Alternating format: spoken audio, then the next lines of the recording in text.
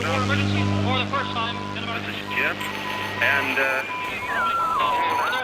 Receiving this message. We are Ken Jennings and John Roderick. We speak to you from our present, which we can only assume is your distant past, the turbulent time that was the early 21st century. Fearing the great cataclysm that will surely befall our civilization, we began this monumental reference of strange and obscure human knowledge. These recordings represent our attempt to compile and preserve wonders and esoterica that would otherwise be lost. So whether you're listening from an advanced civilization or have just reinvented the technology to decrypt our transmissions, this is our legacy to you. This is our time capsule. This is the Omnibus.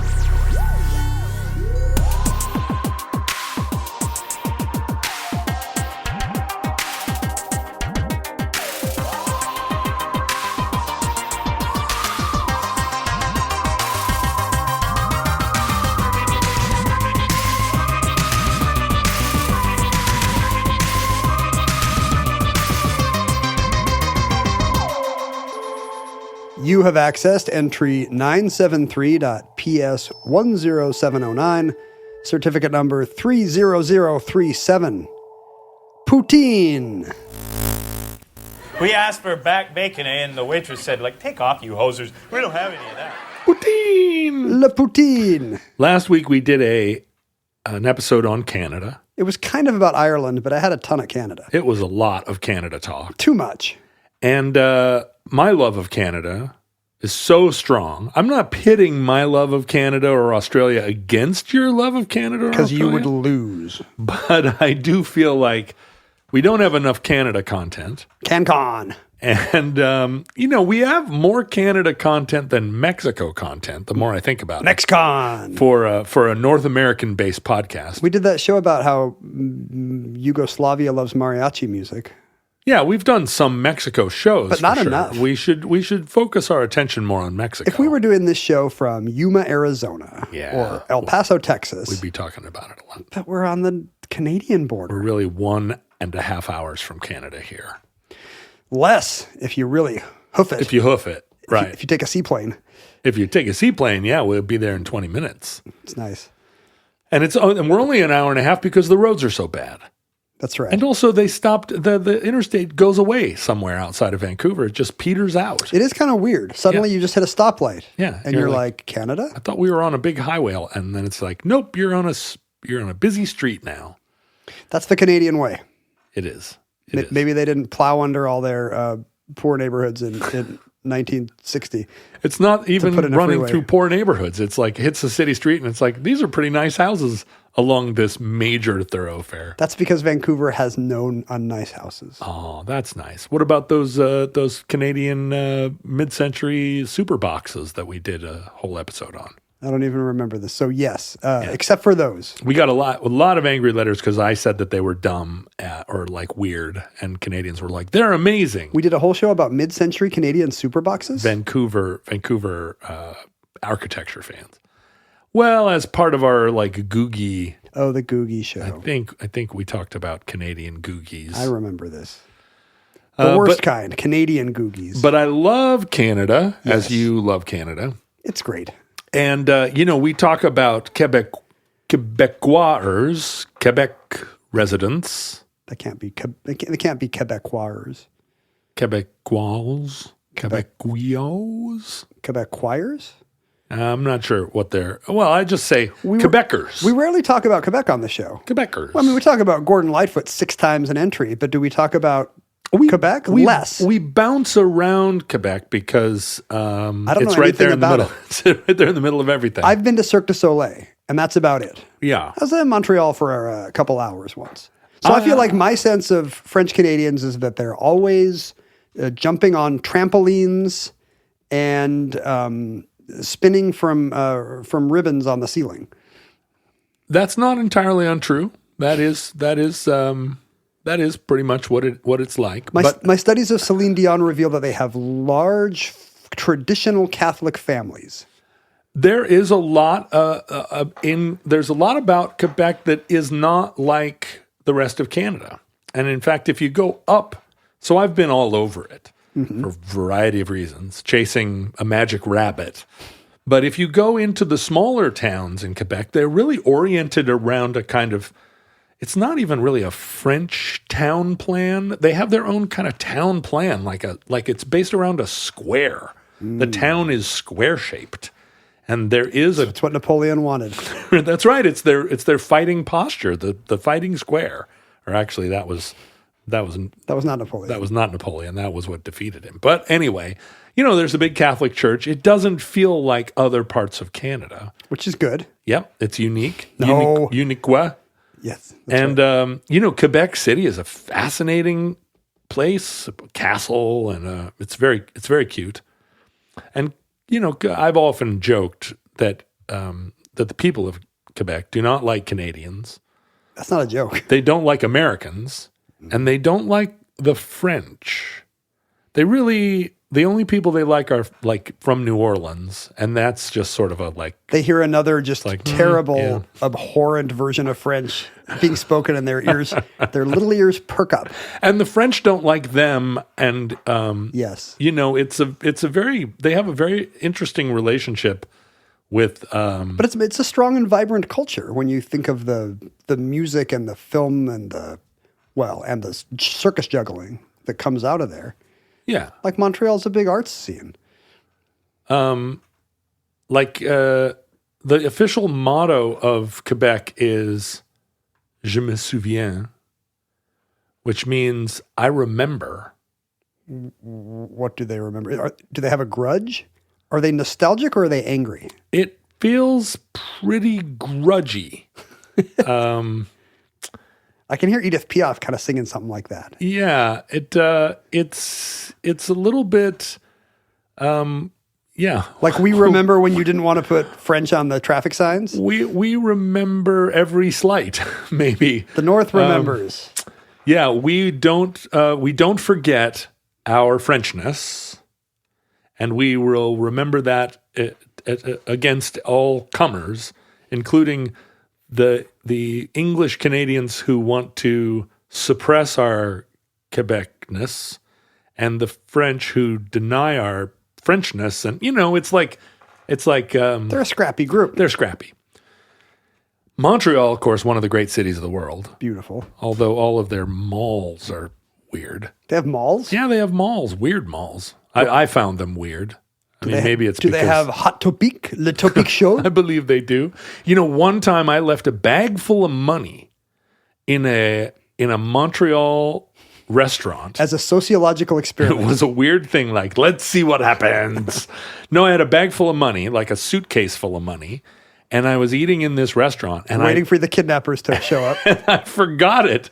Like if you have a bag full of money, what a stupid thing to do. There's a lot of stupid things you could do. You could trade it for a hostage. I guess that wouldn't be stupid. Why did you are you a drug dealer in the story? No. But when you're a traveling... Some promoter just gave you cash. When you're a musician, you don't know what to do with money. And these days, money, moves around electronically. But it used to be that you would get paid at the end of a show, sometimes with like a giant wad of cash. Like you just have a bag of toonies. Loonies and toonies. Well, no, they're not. They don't pay you in coin. That would be funnier. That would be funny. Ben Gibbard of Death Cab told a story one time where he went into a bank in Sacramento with this giant stack of money, and he was depositing it, and there was some young teller who, as he was counting the money, dropped a stack of money on the floor and pretended he hadn't. And Ben said, "I think you dropped some money." And he said, "Huh? What? Oh," and gave him like a look, and then was like, "Yes, I guess I did." And what it was because of Sacramento culture, this teller was skimming because he thought it was drug money. Oh, he thought, here comes this young guy and he thinks nobody will complain. Yeah. Here comes this young guy with $30,000 in cash, and he's like, "Well, I'm going to drop $1,000 on the floor." I'm learning so much about Sacramento culture. Yeah, and Ben was like, "What element, by the way, of Sacramento culture accords with drugs?" If you go outside of Sacramento up to Grass Valley or all that country out there, it's all full of weed dealers, or it used to be. Not weed dealers, weed growers. I used to know the mayor of Grass Valley, California. And he was, I'm not outing him because this was more than 30 years ago. He was the biggest stoner I ever met. Great guy. It's called Grass Valley. Grass Valley. The mayor has to be a stoner. It's quite beautiful. It's just down from Donner Pass. Ah. So it just goes to show that there's no connection between anything. I'm learning so much about Sacramento culture. So anyway, I'm in Montreal and I have a big suitcase full of money. I leave it in the bar and I go all the way across town to go to some discotheque. And it's only as I'm going into the discotheque that I realize, there's something missing. It's my suitcase full of money. Of all the things. And then it was like the whole path I had taken to get to this disco had involved taxis and all of this other stuff. And I didn't have time for that. And so I ran all the way across Montreal as like a run, Lola, run kind of. But with the cobblestones must hurt. It would have been a hilarious film. Like this guy, and then, hijinks ensued. I went the wrong way, this way, that way. And I'm running through, and it's such a cool town full of people just having the times of their lives. And I got back to the bar or the place. And I go, burst in. And everybody in the bar is like, ha, ha, ha, we found your suitcase full of money. And I walked over and they had my suitcase full of money, and everybody in the bar knew it was full of money. And they were like, you dummy, you left your suitcase full of money here. They're an honest, hardworking people. That's the point of this story, that everyone in at least Montreal has integrity enough to find, because somebody, I'm sure, was like, oh, look, that guy left his suitcase full of money. Let's open it and see if there's ID or something. And then they were like, it's full of money. And then they showed it to everybody in the bar. Like, look at this guy. Everybody's lit like the Pulp Fiction briefcase. Because I think they figured he'll be back. Are you just saying what honest people they are so you can go on to make jokes about them for the next hour and no one will complain? Well, no. Although jokes about them does figure into the story. You're a foodie. I think of you as a foodie. I like trying new kinds of food. But you and your wife Mindy do keep abreast of the new restaurants in the city, the restaurants that are getting. I think it takes more than Seattle restaurants to make you a foodie. Yeah, that's true. We don't have the greatest food scene. Well, I mean, we got great food, and if you like salmon and clams, The pho is pretty amazing. Good. Yes. It's There's true. good food here. There's really. Well, I guess that's right. We're under punching our weight in terms of food. But Portland's right there, at least. Vancouver's right there. You're going to say Portland and Vancouver have much better food scenes, not just per capita, but like even considering the fact that Portland's smaller than us. Why? Why is that? I don't know. It doesn't make sense. It can't purely be cost of living. Well, you know what it is? It's everything in Seattle closes at 7:30 p.m. So how do you have a good food scene if it's like there's no after scene? I'm worried that all the trends that ruin Seattle are just, inevitably Portland's only a few years behind us in every one of those trends. Yeah. Is the good food going to go away, is the scene strong enough to survive? Well, the one trend that Portland is not just a few years behind us is being full of billionaires. That's true. Yeah. I don't think Portland is going to become like a super tech hub. I think there are a lot of graphic artists down there, which is not bringing in the cash. It doesn't matter how many copies of your noir comic book you sell. I don't think so. I think what they don't have is a lot of super dorks with propeller hats like we had 30 years ago. They have tennis shoe designers. Yeah. It's better. Exactly. But you, as a food liker, but also as an avowed person who has avoided North Dakota at all costs. That's how I've lived my life. Have you ever eaten Midwestern cheese curds? Oh, yeah. And now how? What was your exposure to curds? I feel like there's some Mountain West dairy curd overlap. It has come out here. That's right. I've seen, up here, I'm sure Tillamook has curd culture, but when I went to, I was somewhere in Wyoming, like Star Valley, Wyoming, and they love to sell you squeaky cheese. Yeah. Which is, they think, a fun family-friendly thing to call cheese curds? Maybe nobody wants to eat anything with curd in the name. Well, squeaky is one of the main identifying characteristics of good cheese curd. It is squeaky, but I didn't know they branded it that way. Mm-hmm. Like you don't want to eat cheese curd because, Curdle. It sounds like curdle. It sounds like bean curd. Yeah. The poor Kurds in Iraq can't catch a break. Right. But if you call it squeaky cheese, then the kids are going to be like, Oh, give me some of that. I don't want regular cheese. let's stop and get the cheese that squeaks. So it's like a souvenir cheese. Yeah. And then I think it was Culver's, the Wisconsin burger chain Culver's, expanding into the West, where they have deep fried cheese curd as their kind of it's their French fry, basically. When you think of cheese curds, do you think of them primarily as a deep fried food or as a fresh cheese product? I discovered them as a fresh cheese product, and Culver's convinced me, and I was an easy sell, that they're also pretty good deep fried. Yeah, they're awful good deep fried. I guess now that I'm thinking about it, I realize I don't know what it is that. I mean, how is a cheese curd different than a cheese? It's obviously a different shape. Like if you had just put the same gunk in a big barrel, would you get cheddar cheese? And if you don't, somehow you get cheese curd? Texture's a little different, right? Cheese curd is what is the material that is in the process of becoming cheese, but you get in the way of it. You pull it out before it is cheese. What cheese is aged, squashed cheese curd. Cheesus interruptus. You got to eat it before it cheeses. Yeah, what cheese is you take milk and you curdle it. Yeah. And then you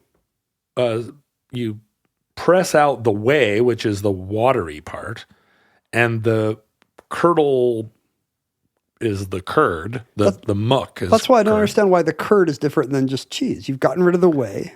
The curd is the cheese. The curd is the cheese, but what you do to make cheddar cheese is you take the curd and you throw it all together and you keep pressing it and then you let it sit there. You got to age it. Basically, you curdle it and then you let it rot. So cheese curd never ages. Not rot. So it has a less subtle taste. Well, so the squeakiness of curd cheese is a sign that it is really, between 12 and 24 hours old. Oh, it's fresh. Yeah, and as the cheese even gets more than a day old, the squeakiness starts to depart because the squeakiness is part of like a protein that squeaks against your teeth, and and as it ages even a little. I assumed cheese curd was squeaky forever. No. In fact, if you refrigerate cheese curd, the squeakiness goes away just as a component of the process of refrigerating it. Oh, wow. So within the Midwest, upper Midwest and Canada, where cheese curd really became, part of the popular cuisines. Is it a snack food? As a snack food. It's kind of a salty, pop it in your mouth, squeaky cheese product. I mean, if you're a dairy farmer, of course you're going to enjoy that workplace treat. Yeah. And if you're living somewhere that's sufficiently dairy suffused, word's going to catch on. One of the things that curdles a cheese,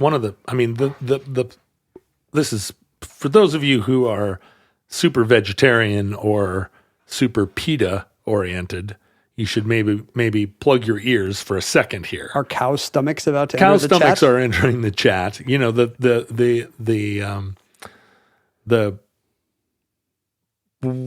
protease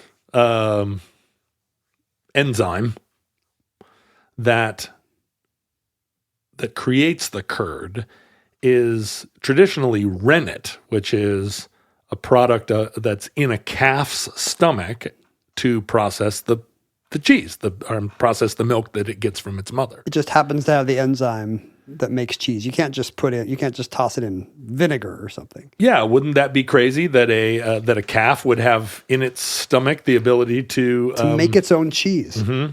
Some cow needs to evolve the ability to just produce cheese. They have the milk, they have the rennet. Why not poop out cheese? Exactly. And so the rennet that is used to process cheese is actually sort of a byproduct of the veal industry. Oh. They take the calf stomachs and they process them to create, to like get the rennet out of it. Adult cows don't have it, huh? No. So that is that's the part that now if you had your ears plugged and now you're tentatively unplugging them, you can unplug them. And so, rennet has now no longer plays that big of a role in the production of cheese. Now there's something called renin, which is a protease enzyme that doesn't require a way calf to stomachs. produce. But I assume there are still artisanal cheeseries that are like, we make our Colby the old-fashioned way. 100% cow stomach process. But does that mean cheese is never kosher? Well, that's the thing. The renin, which is called chymosin, is because there are lots of ways you can derive chymosin even from vegetarian sources. And so, in order to make kosher cheese, you cannot use rennet. And it's part of, but I mean, you've always been able to make cheese without it, but this is the kind of, the story is that some nomad put a bunch of sheep milk in a bag that he'd made out of a calf stomach. I was amazed. And half a day later, he was like, wait a minute, what is all this? I made fondue. Look at me. But so, and what's really interesting is that whey, the watery part, after it's squeezed out, it used to be a waste product. And as America got swole. And all of these, and we had so many cows mass producing milk and cheese. And they were just tossing this stuff into the Ohio River? You're exactly right. It was a waste product. They poured it in the rivers. And that was a big part of why in the mid-century we had all these algae-choked rivers, and the algae was prohibited. It sucked all the oxygen out of the rivers and killed all the other things, fish and whatnot. No way. At a certain point, we had to pass legislation that said no way. No way There we go. in the rivers. And for a while, they didn't know what to do with all this whey. And so they started using it as filler in like ice cream and other products. Like, we're just going to put a bunch of whey in here. They had to start tricking weightlifters. Not the hardest group of people to trick. And then it became a health additive. And now there's a huge whey industry. There's a whey shortage. As like a way to get protein. All those protein powders are 85% whey or more. There's now a shortage of curds. Yeah. Well, now we're just making cheese in order to produce whey. That's why all that government cheese is piling up. But so cheese curds were kind of they were throughout the Midwest and in Canada, all the cow growing country. It was a working class snack, right? If you had access to the makings of cheese enough that you could grab a bunch of these little sort of fingertip sized cheese blobs. How come they're bigger than cottage cheese curds? Because they're a good size. They're a good snack size. Yeah, it's different kinds of cheese enzymes produce different sized curds, and most.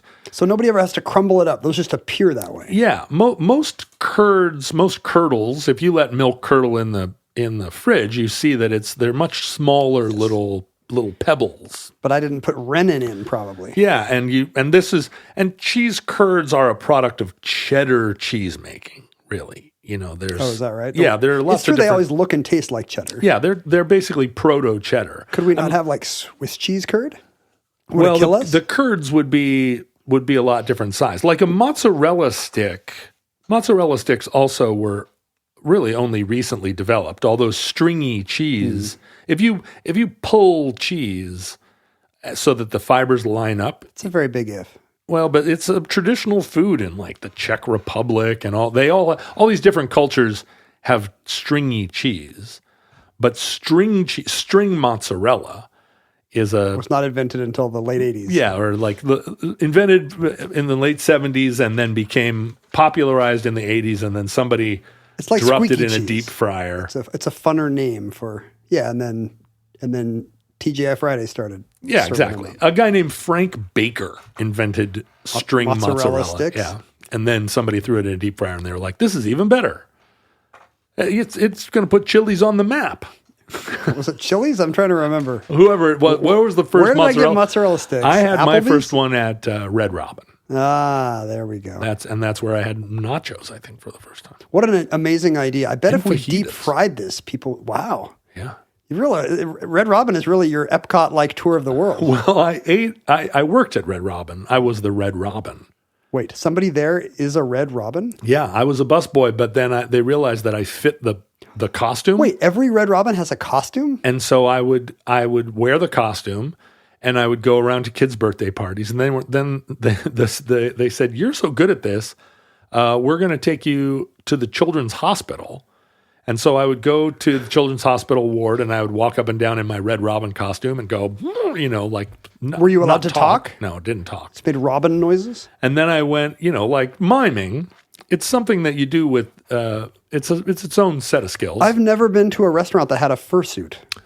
And I've been to Red Robin and didn't know there was probably still one hanging in the back somewhere. Well, this was in Anchorage, and I think we only had one Red Robin's in Anchorage at the time. And so maybe this was the Alaska fursuit. Is this why you moved here to the home of the birthplace of Red Robin? And my dad, my dad used to go to the Red Robin when it was a brand new, when it was a tavern. The flagship one? Yeah. And I don't think there was a guy in a costume at that either. But then they started taking me to the state fair. Every time 15 people gathered in the road, I would show up. And we couldn't, once I had it on, we couldn't travel in any kind of car. So I had to ride around in the back of a pickup truck. You couldn't sit down? No, it's a giant costume. You're saying this like I can picture it. Well, it's me already too big for a car, and then you put like a huge Red Robin costume on me. So I would drive around Anchorage in the back of a pickup truck, waving at cars like, "Hey, everybody," except without talking. The problem is that DC now has a Batman sidekick called Red Robin, which makes it very hard to find the Red Robin restaurant costume. Lame. If any pictures indeed exist. Anyway, this being a traditional food of sort of mid North America cow culture working class people. Oh, I found it. Is it a big head? Yeah, it's a big head, but a full costume, like bird legs and but the rest of the costume is kind of form fitting. It's the head that seems unwieldy. Well, at the time that wasn't true. At the time, the bottom half of it, it had suspenders and then a big tail, and the top half of it was like wearing a barrel, and then bird wings. You had wings. I had wings. So they've obviously simplified the Red Robin costume since the 80s. All right. Well, now I will never picture you without this outfit again. Thank you. Maybe the mask and nothing else. It's still summer, John. Nights are still hot. Yeah. I'll tell you what. And I like a cool bedroom. I woke up last night because it was too hot. It just got stuffy in there. Yeah. Well, there's a solution even in summer, and that is to change out your old scummy sheets for some new breezy Miracle-Made bed sheets. Silver infused fabrics, baby. I bet whatever you can say about your current bed sheets, I bet they are not inspired by NASA. Traditional bed sheets harbor gross bacteria. They lead to acne, allergies, and stuffy noses, and it's, did I say gross? Gross. I think it's self-evident that it's gross to sleep in all that stuff. Yeah. If you use silver infused fabrics inspired by NASA, Miracle-Made sheets thermoregulate, and they're designed to keep you at the perfect temperature all night long, no matter the weather. That sounds ideal. It is. I bet I've used them. They're pretty high end. They're really nice. You feel like you're in a fancy hotel. And I know, like, I can't see that the bacteria aren't there, but I know they're not there. Yeah, that's right. Well, I bet your late night sneezing and itching has gone way down. I don't sneeze or itch. Yeah. So here's what you need to do. Go to trymiracle.com/omnibus. That's trymiracle.com/omnibus to try Miracle-Made sheets today. And whether you're buying them for yourself or as a gift for a loved one, if you order today, you can save over 40%. Wow.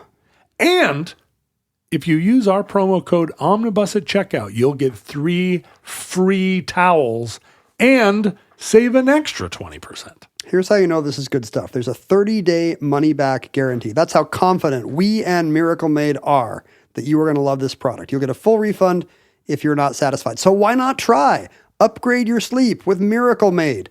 Go to trymiracle.com/omnibus And again, that code Omnibus will help you claim your free 3-piece towel set, and you'll save over 40% off. Thank you, Miracle Maid, for sponsoring this episode. Treat yourself. When you think of the cuisine du Canada, what springs to mind? So I didn't actually know Canada had a cuisine until maybe the first time I went there. Like I didn't even know there were stereotypes. You're not 100% wrong, or even 50% wrong. But when you think of like the food of Canada. Now that I know a little more, I know they call elephant ears beaver tails. Okay, that's a kind of donut. And they put, it's like a big fried flatbread thing, Right. like a funnel cake maybe, Very adjacent. close to that. A little powdered sugar. And I know about the maple syrup being more essential to their palate than here. So I guess I'm imagining them eating a lot of wheat cakes. Yeah, pancakes basically. Yeah, but they probably call them something weird like wheat cakes because they're not American. Yeah, could be. What you're describing is not really a cuisine. And this is part of the problem of Canadian cuisine. Well, what would the American cuisine be? Well, that's the thing. There are many, many American cuisines, and we have in America always been. It's part of our culture to identify regional cuisines as a regional cuisine. True. Cajun food, Boston baked beans. We actually put it right there in the name. But you share them too. It's like when I go here, there's going to be a chowder place, and there's going to be a jambalaya place, and chili, and it goes all over. But even chili, or think about barbecue. There are 15 different kinds of barbecue, and people fight. Like border wars over, that's St. Louis barbecue. I'm not going to let that pass my lips. But if you're in Europe, you can go to the American restaurant, which will be kind of this gross, it'll have nachos, diner, gigantic milkshakes, strawberry milk and whatnot. Yeah, but kids love it. Kids love it. European kids are like, can we go to the American restaurant? Yeah, but it's terrible. The hamburgers don't taste like hamburgers. The snozzberries don't taste like snozzberries. All foods kids like are bad. In Canada, there were regional cuisines, but mostly the food of Canada is just the food of Europe, slightly modified by different ingredients. There are all the pot pies, and there are all the what do Europeans eat? Dumplings? A deluxe Canadian breakfast Sausages? Is just a deluxe English breakfast with one or two different kinds of ham. I guess Canadian bacon I was aware of as a kid, but they don't, of course. It's just ham. They just call it. Just a different part of the pig. What do they call it? Back bacon? They do. Yeah, or that's maybe a different kind. There's so many bacons. It's hard to keep it all straight. And a lot of the food in Canada is just what you would eat if you were an indigenous person. It's like game, fish, clams, deer, cooked in a European butter. They're sticking with that. And then, of course, maple syrup being famous. But there's not the same kind of it's America equals hamburgers, Louisiana, hot dogs, and then Tex-Mex food and so forth. Is it because there's not enough people for them to have BC cuisine and Prairie Province cuisine? And well, like we talked about last episode, I think the British colony, the persistence of Canada as a British colony, meant that English cuisine persisted as a governing principle, right? The thing that united Canada, scones, was sort of, it was being united from outside rather than America, which was like, well, we're uniting ourselves, but we're maintaining our regionality. The one exception being Quebec and the Maritime provinces, right? I mean, if you think about the difference between Ontario and Winnipeg, can you give me one difference between, from your perspective as an American? Income? Yeah. But like culturally. Yeah, Saskatchewan, Winnipeg. I don't really have a sense. There's probably some. I know Winnipeg is not a province, but. Because I know cities in Ontario, for example, I think of it as kind of a red state, blue state divide. I'm imagining a very Chicago-like Toronto. Yeah, right. Whereas the Prairie provinces feel more like Texas to me. Except, not Texas, but Well, yeah, right. They've got the petro and the cattle. They do, but they're culturally, I guess, more similar to North Dakota, a place you've never been. Correct. But it was not until, and this is the crazy thing about a lot of these food trends, is that they don't really arrive until the mid-century. The mid-20th century. The mid-20th century, yeah. That's when Canada gets food? Well, that's basically when when Canadians stop chewing on bark and they enter the world. And like so many wonderful foods, our story and poutine starts as a working class diner creation, which is maybe not that hard to imagine if you know what poutine is. I didn't have poutine until, 2007? Yeah, that's right. That's right. Poutine is a very recent addition to the global menu. And what poutine is, to those of you who have never had it, although I think that number is increasingly shrinking as poutine becomes widely available. Poutine is French fries, or Belgian fries, however you like to call them, fried potatoes, patatas fritas. I can't believe you're doing a show on potatoes. I'm mostly against poutine for that reason, although, as we'll see right at the end, there are now increasingly, poutine has become a more diverse there are set of options ingredients. For the potato skeptical gentleman. But the traditional poutine is French fried potatoes, covered with cheese curds, and then covered with brown gravy. So we all like cheese fries. That seems like an easy sell. But I feel like it would not be intuitive for an American to be like, and then I'm going to pour brown gravy over it.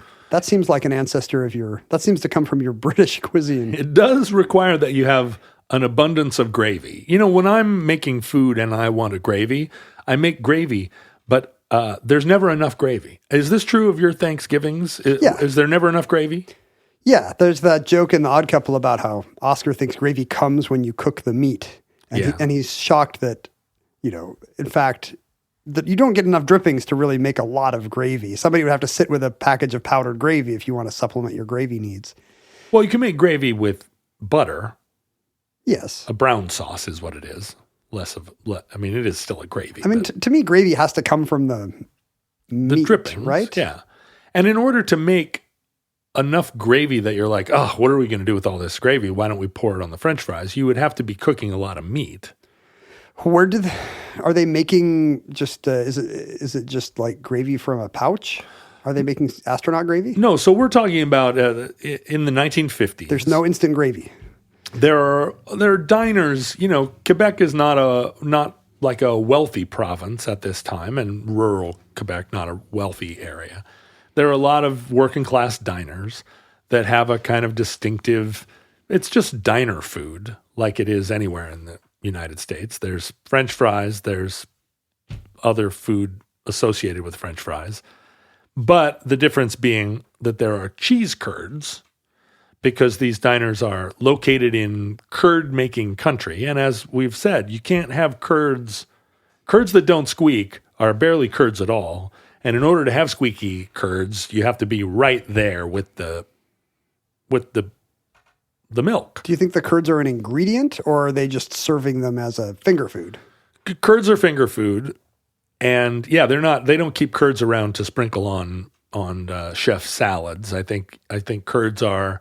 And, of course, deep-fried curds are a version of curds that in some parts of Canada now, if you say cheese curds, you mean deep-fried cheese curds. Yeah. And in order to differentiate your fresh curds, you would have to say fresh curds, squeaky curds. I can't remember what Culver's calls there. Do they just say cheese curds?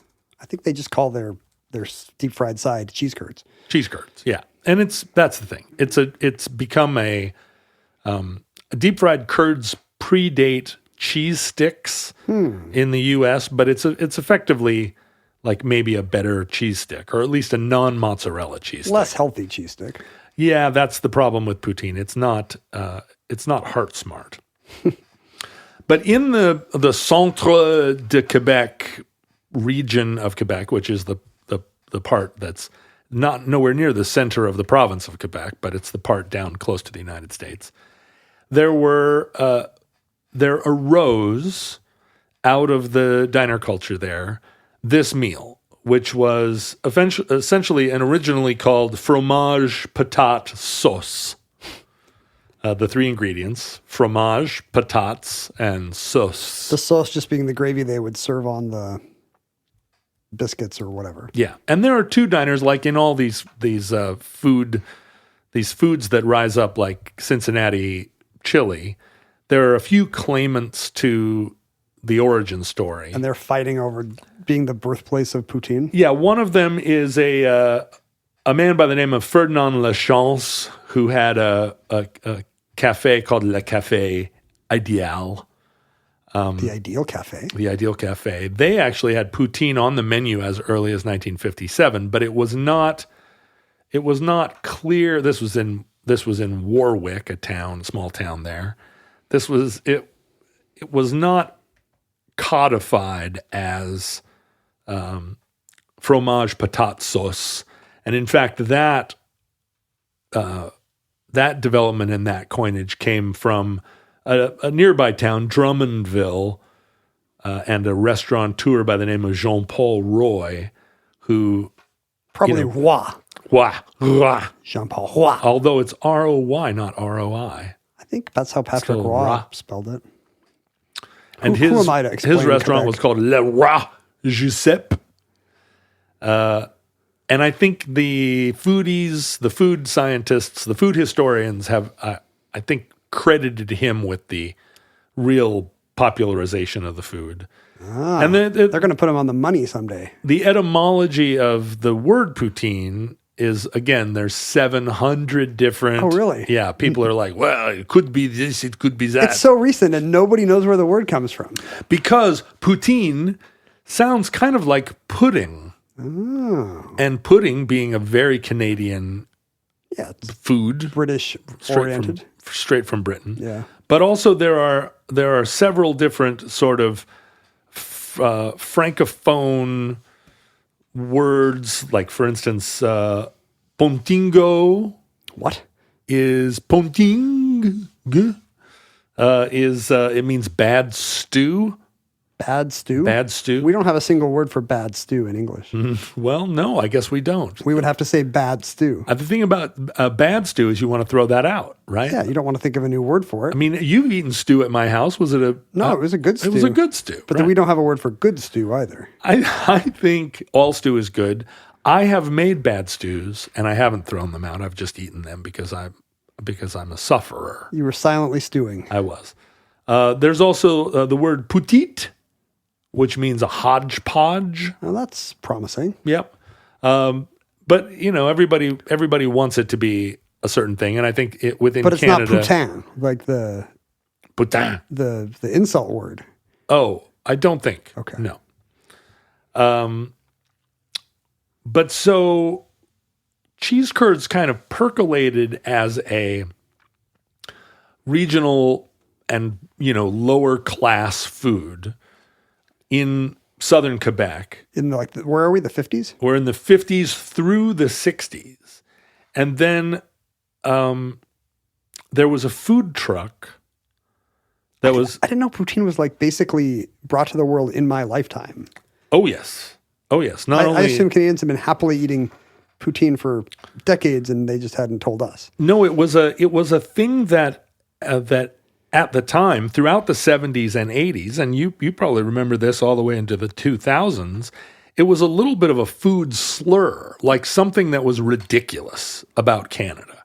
Yeah. And in particular, ridiculous about Quebec. So here in the United States, we thought of poutine as an example of how unsophisticated Canada was. Well, this is their national food. Yeah, oh my God, can you believe this? Potato with gravy and cheese. But within Canada, it was similarly a kind of slur against Quebec.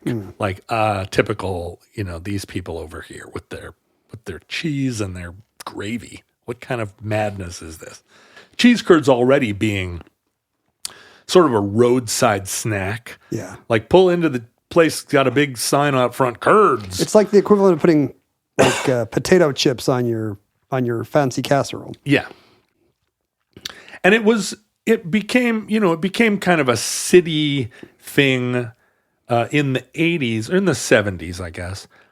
But definitely a food truck kind of food that was being introduced into urban Canada as like, get a load of this, like, sort of like carnival food or something. All food in Portland is sort of based on a truck where somebody is like, get a load of this. Like, I took some fish and I put potato chips on it and then I swung it in the air. It's bulgogi, but it's in a taco now. Exactly. Yeah.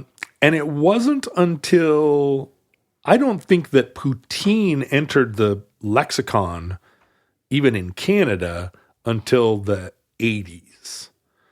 In 1983, it was first served to the Prime Minister. It first went on the menu at Burger King in Canada. Interesting. In 83. And so that gives you a sense of it being a kind of trash food. Yeah. Even up there. Well, I mean, I guess it wasn't down here yet. And in the 90s, it went through a kind of reappropriation where poutine, which had been this sort of, working class food that no one would dignify, became a kind of place for young chefs and cool kid restaurants to fusion, to make with fancy ingredients. I remember in the 2000s here, there was this trend of everybody, all restaurants would have some comfort food, but really gussied up. Like, you've had a corn dog, but what if it had lobster in it? Or, exactly. That kind of trend. There was a poutine that had foie gras on it, and everybody was like, ha, ha, ha, and it's so good. Well, I mean, the thing about, you can't deny that poutine is pretty good because there's nothing wrong with, unless you're John Roderick, I don't like potatoes. Fried potatoes, cheddar cheese, and gravy. Nobody dislikes those three things. Right, except me. Except you. My introduction to cheese curds and to poutine came in the early 2000s as part of being on tour. And the first time I remember being in the prairie states. So you first had it in Canada? Well, it would have been I think it probably was in Wisconsin, where we first saw cheese curds. And there really are places where you're driving through Wisconsin and there's just somebody in a fireworks stand on the side of the road like, curds!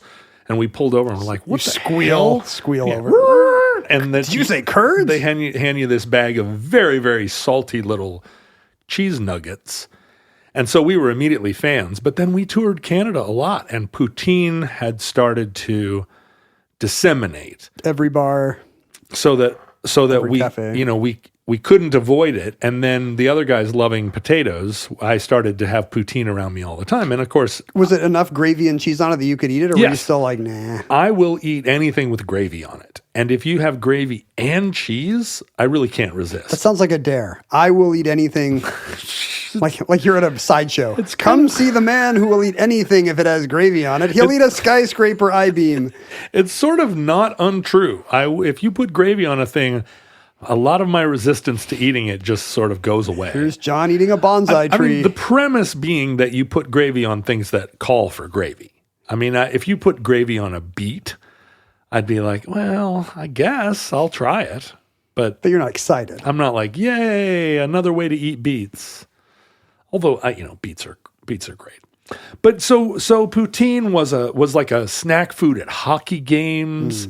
It had entered the culture, but it was still identified as a Quebec food, and it was a novelty food, like you say, and it had analogs. I mean, in New Jersey, they had popularized something called disco fries, which were the same. It was fries but covered with mozzarella cheese and gravy. But it did have the gravy. It had gravy. I feel like cheese fries kind of probably predate poutine in the U.S. Cheese fries are, and the thing is that the way that poutine evolved is that you had fries and somebody was like, I'd like a side of cheese curds.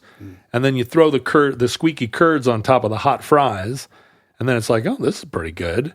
And then fries with gravy had long been a thing. So really? Fries with gravy. I mean, even in Europe, you get fries with gravy. I don't love it. I mean, fries are supposed to have that crispness. You don't want to soak them in anything before you eat them. Well, and that's the wonderful thing. That's what makes working class food so darn good. Is you're right there where the food is getting made, so it's very fresh. I mean, my first deluxe English breakfast was served to me in a canal side, like stevedore shack, and it was the greatest thing I ever saw.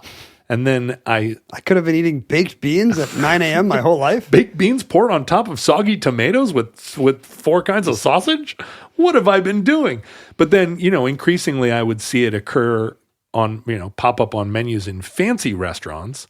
And it's always like, well, this is kind of precious compared to what, my first exposure to it, which was like glorp. Yep. But great.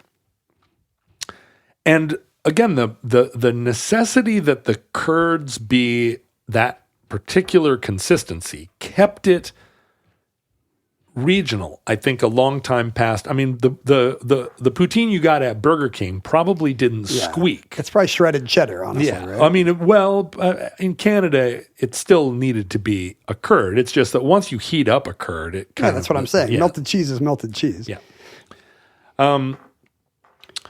But then poutine started to metastasize. It did. It was not until it became airborne. It became an airborne virus, That's right? Poutine, it wasn't until the mid-2000s, and this is right when we were encountering it as a band, and it was still very much presented as like, get a load of this mess. It kind of went through a cultural transformation where it was in Canada no longer being mocked as a joke food by a joke food that was kind of an analog or analogous to how backwards Quebecers were, to increasingly being a source of pride. I assume that's a result of outsiders, mostly Americans, mistaking poutine for a national symbol. Yeah. And so, hey, if poutine's going to be as closely associated with Alberta as it is with Quebec, then we're not going to, we can't put it down. We can't scorn it. Right. And it's also pretty good. Yeah. And, what Americans think of Canadian cuisine as back bacon, pancake syrup, and Tim Hortons donut holes. Right. I forgot about Timbits. Yeah. And those are just Americans that have been to Canada. Americans that haven't been to Canada, I don't think, could even tell you anything about Canada. I assume they eat normal food like we do. But so there became, within Canada, a sort of poutine pride that, and I think a component of that was the fancification of poutine. And so it became a kind of catch-all for a mess plate. Like not a garbage plate. But you could put other ingredients on it. Well, and people started substituting. And there are Canada is full of immigrant populations. The people from all around the world have emigrated to Canada and formed kind of the nucleus of an expatriate community of Poles or an expatriate community of Ethiopians or whatnot. Yeah. And as poutine went through these different cultures, different ingredients would be substituted in and out. It's like, well, now this is poutine, but with curry, or this is poutine, except we don't eat potatoes, so it's pierogi covered with cheese curds, covered with gravy. Or, and you've got cooks in there too, who are like, ha, we're going to experiment with lobster and poutine.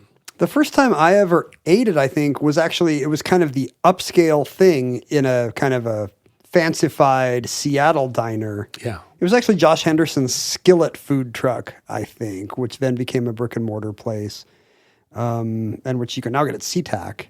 Yeah, they took away Pizza Haven in the Seattle Center, which I'll never forgive. But no, Pizza Haven had already gone away. I think Pizza Haven might have been gone, and it wasn't that good. Pizza Haven was amazing. Don't you dare slur Pizza Haven. It was a Shoreline restaurant. Is that true? Yeah. Pizza Haven was up at Aurora Village. That was the original Haven. Well, it was the one I knew.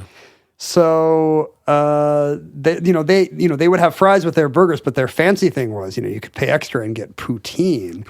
And it was exotic food. It was like you've never had this, but it wasn't cheap working man's food. No, that's right. Because nothing was at that kind of place. No, it was fancy. And by 2000, poutine had become a thing throughout Canada. I guess that. There was a prankster television show that interviewed a bunch of different political candidates, like American political candidates. Mm-hmm. And one of their gags was, how are you going to, what's your relationship going to be with Canadian Prime Minister Jean Poutine? And they got a lot of, including George W. Bush, responses from people like, I will work with President Poutine. And then, and then it was the source of but even then, that's kind of using poutine in a déclassé sort of way. This is reminding me that Canada kind of came by all its nationally uniting signifiers surprisingly late. Like, do you know when the maple leaf became the flag of Canada? No. It's like 1965. Really? Yeah, like Kennedy is dead. Like John F. Kennedy never could have predicted that Canada would have a maple leaf on its flag. Was it just the Hudson Bay Company flag before that? It has a beaver and a moose. It was just a beaver pelt on a pole. Do you know when O Canada became the national anthem? When? 1980. Phenomenal. Jimmy Carter, I think, got it done. Well, what happened with poutine is that it was still, even into the 2010s, very, very much a folksy food. And I think it is still a folksy food. It's country food. There are poutine festivals. There's a poutine festival that's actually a traveling festival that goes through the whole summer. Well, I wish they would come here. There are some, they're competing poutine festivals. Le Grand Poutine Fest, goes from town to town, and everyone comes out and celebrates poutine for a week. And just in the last 5 years, it has morphed into like winning hockey teams now will actually eat poutine out of the Stanley Cup itself. As if poutine is as venerable a symbol of Canada as the cup. As the cup. That's funny. Although the Stanley Cup winners have all been American teams. It's been a while. Recently. It's been a while. The players are from Canada. And so, of course. they and celebrate. And the cup still miraculously produces poutine. Yep. Like the Finnish Sampo. It's a fountain of poutine. Correct. But poutine has, as you predicted, become increasingly a symbol of Canada, and partly it's because it's asserting itself as a new food type, like soup or sandwich. There's also now it's like a bed of rice you could put anything on. Yeah, it's like or a tortilla you could put anything on. It's like a stir fry or a rice bowl. And what do they have to have? A wrap. Apparently they don't have to have the potatoes if you can substitute pierogi. It does feel like the defining characteristic of it is any three things. Like if you just mix together three things in a bowl, a Canadian will think it's poutine. I mean, almost every food I eat kind of qualifies as a poutine. It's not a stew because it's not like in a sauce. There's a sauce on it. It seems like they're using it the way we use casserole. Some kind of hot, mixed up, possibly starchy thing. Yeah, but it's not put together and then baked. It's like a hot fried thing that's crispy, a soft, milky thing that's squeaky, and a saucy thing that's salty. It's all three food groups. And it's like crispy, squeaky, and salty. Saucy. Yeah. Right, which is also, I mean, all three of them are full of fat. And good for you. Right? Like it's basically a greasy thing. Yeah, there's no actually healthy ingredient in poutine now that I think about it. No. Not at all. And I don't Those are all know. sometimes foods. It doesn't sound, from any of the fancy versions of it I've read about, none of them sound very healthy. It's always putting something even worse for you, like duck liver or something on it. But nobody's like, what if you use arugula instead of fries? I bet you there are. I bet you can go into a vegan restaurant in Canada and get a poutine made out of all vegetables, Delicious sources. soy foods. Because I bet you, you can make a squeaky soy. I've had a Sure. some Vegetarians like nothing more than eating curds out of things that we had never before curded. That's right. Well, and that's why we didn't want to call them curds because of that association. Because you. But vegetarians are like, more curds. Curd it up, yo. Yeah, they're always saying that. But culturally now, that has become a problem within Canada because as poutine has become the national food of Canada, it is effectively another form of Quebec erasure. I see. They've lost their potent cultural symbol. It's like the difference between Parmesan cheese from the Parma region and other hard cheeses. So, and there is somewhat of I think within Quebec, a sort of sense of like, well, New Orleans food is still called New Orleans food. Gumbo is not thought of as American food. And even though barbecue is, there are 17 kinds of barbecue that will instigate a fist fight. Like, we do have regionalisms that retain their regionalism. And there's a very active separatist movement that does not apply right now to every kind of regional barbecue or jambalaya. That's right. And in America. And so within Quebec, there is a sense of aggrievement. Yeah. Grievance? Of grievance. But it's more It's more aggrievement. Aggrievement. Okay. That this was an opportunity for if we're going to make this the national food of Canada, let's put a little fleur-de-lis flag on the top of it. And that's not what's happening. It's becoming the hamburger of Canada. But that's what happens when your good ideas win, like your band becomes big and moves to the major label. Sorry, Poutine. Sorry, Quebec. And that concludes Poutine, entry 973.PS10709, certificate number 30037, in the Omnibus. Find Omnibus, a product of its time, archived at Omnibus Project on various no longer extant social media platforms, which were all a mistake. Email us at theomnibusproject@gmail.com with your worst regional poutine stories. Send us poutine. Don't send us poutine. But send us what? Send us cheese curd? No, also not shelf stable. Nope. Send us little fleur-de-lis toothpick flags. Yeah, we can put on club sandwiches. We love little tchotchkes from mid-century Canada. I have lots of throw pillows that have like the little blasons of the different provinces of Canada. I have like three of those.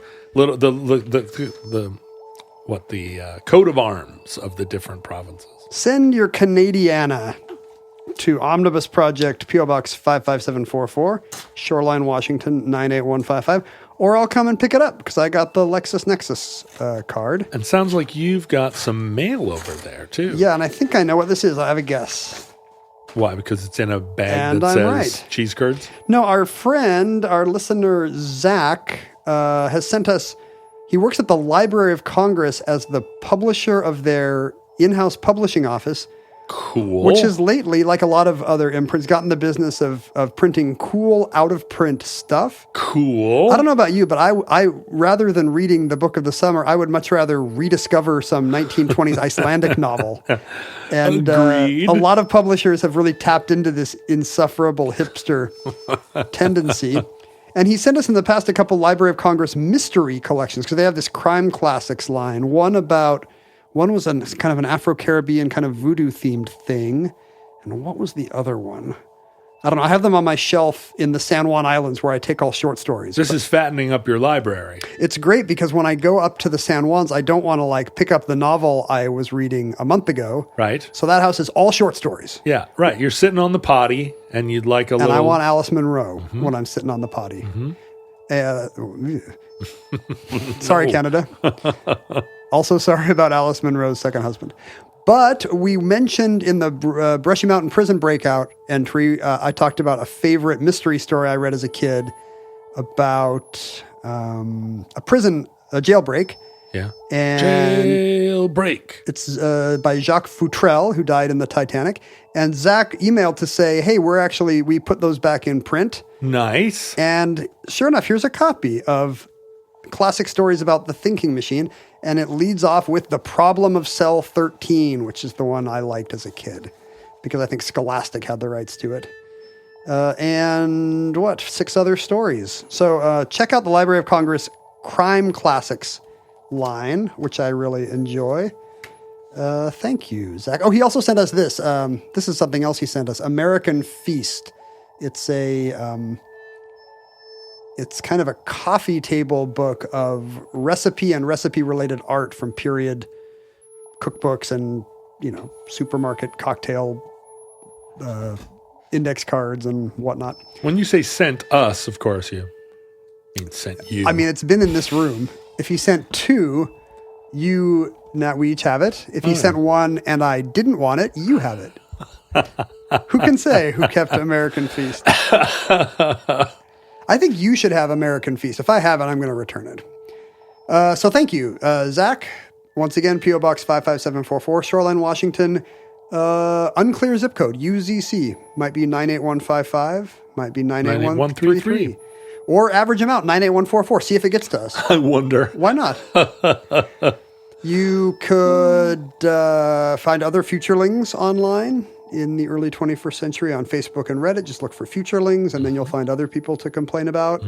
Other Canadians will be angry at us after either last week's show or this one. Correct.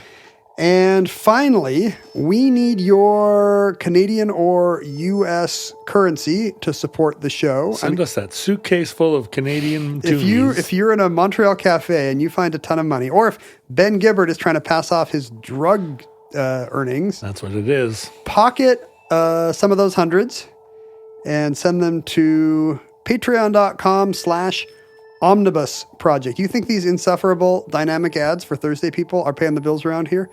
They are not. We are still almost entirely listener supported. Yes. The ad money's nice. The ad money lines our pockets and our Sacramento bank tellers' pockets. Indeedly do. We do like a sustainable podcast, but most of our ability to keep paying the bills and keeping the lights on around here comes from you, the listener. If you have been a Thursday listener for years and you want the good feeling of accomplishment and insider status that comes with being a Tuesday person, go to patreon.com/omnibus project. You know, the funny thing about poutine in just recent years is that Poutine PS. Poutine PS is that the pronunciation of Poutine and the last name of the Soviet dictator. There now is a president, Vladimir Putin. And it's not the fake one they tricked George W. Bush with. It's the same exact pronunciation. And so prior to the invasion of Ukraine, it was the source of a lot of, like in Seattle, all Thai restaurants have a pun in their name. Taiwan on. Pho Q. Right, and pho restaurants too. It's a very pun-based restaurant naming system here in the Northwest, and poutine as a menu item. And there now are restaurants specializing in 50 kinds of poutine, and they often had Vladimir Putin puns in their restaurant name. And now it's not funny. And it became not funny, so much so that Roi Giuseppe changed the name of poutine on his trend-setting restaurant's menu. He's still alive. This is the original one. The original one, back to fromage patates sauce. Wow. As a Ukraine support thing. And then a lot of restaurants are changing the name of poutine basically in a freedom fries sort of situation. Literally. They're not French fries anymore. They're freedom fries. Is it called Zelensky with an OU? Oh, Zelensky? Zelensky? It's it's like now I think maybe people are. I don't think they're going back to poutine puns. They might not be calling them. I did notice a trend of Freedom people fries. changing, the Russian whatever on their menu to now it's Ukrainian dumplings or I'll order a Ukrainian mule. And I was like, come on. This is freedom fries crap. It's pretty funny, but it is also our times. I mean, basically all of it is disidentification, stigmatization, and reappropriation, Ken. That's pretty much, and that's basically what Omnibus does. Just chew it up, spit it back out. What is it? Something stigmatization and... So poutine was stigmatized. Yes. Then people disidentified with it as, I don't want anything to do with your comical poutine. And then it became reappropriated as and I think now that's the cycle of life. Quebec separatists who are like, no, poutine belongs to us. And you can screw off with your Canada-wide poutine. They're going to start blowing up bridges with poutine-based plastic explosives. But I think now that it has become a food type, it's a new goulash. Yeah, you can't close the door. You can't put the poutine back in the bastic. It's done. Futurelings, from our vantage point in your distant past, we have no idea how long our civilization survived. We hope and pray that the catastrophe we fear may never come. But if the worst comes soon, this recording, like all our recordings, may have been our final word. But if Providence allows, we wish you many goods and cheese curds. Goods, curds, and cheese curds. And hope to be back with you soon for another entry in the Omnibus.